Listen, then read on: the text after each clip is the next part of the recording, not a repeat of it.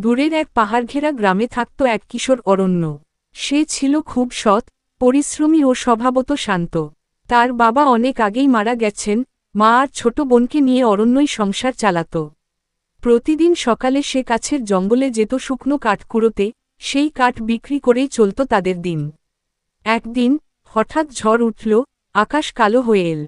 অরণ্য তখনও জঙ্গলে। গাছের ডাল কাটতে কাটতে হঠাৎ তার একমাত্র কুঠারটা ছিটকে গিয়ে একটা ছোট ঝর্ণার গভীরে পড়ে গেল।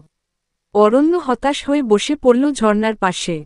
সে চোখ বন্ধ করে ধ্যানের মতো প্রার্থনা করল, দেবতা, আমি চুরি করিনি, মিথ্যে বলিনি, শুধু সৎভাবে সংসার চালাতে এসেছি। যদি সত্যি কোনো অলৌকিক শক্তি থাকে, আমাকে সাহায্য করো। হঠাৎ ঝর্ণার জল সোনালি আলোয় ঝলমল করে উঠল। বেরিয়ে এল এক বৃদ্ধ ঋষি, যার গায়ে ছিল কেবল লতা ও পাতা, হাতে ছিল এক দীপ্তিমান দণ্ড। তিনি বললেন, অরণ্য, তোর সততা ও প্রার্থনা শুনেছি।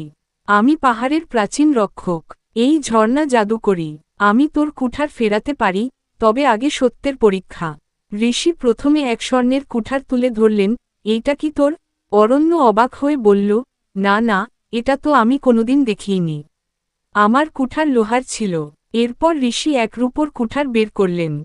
অরণ্য আবার মাথা নাড়ল, এটাও আমার না। শেষে তিনি এক পুরনো লোহার কুঠার তুলে ধরলেন। অরণ্য আনন্দে চিৎকার করল, হ্যাঁ, এটাই আমার কুঠার। ঋষি হেসে বললেন, তুই সত্যবাদী।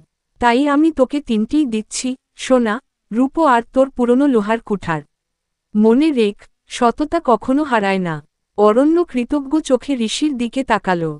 ঝর্ণার আলো ধীরে ধীরে মিলিয়ে গেল। এরপর অরণ্য শুধু ধনী নয়, গ্রামের সম্মানিত ব্যক্তি হয়ে উঠল। সবাই তাকে সত্যের প্রতীক বলে ডাকত।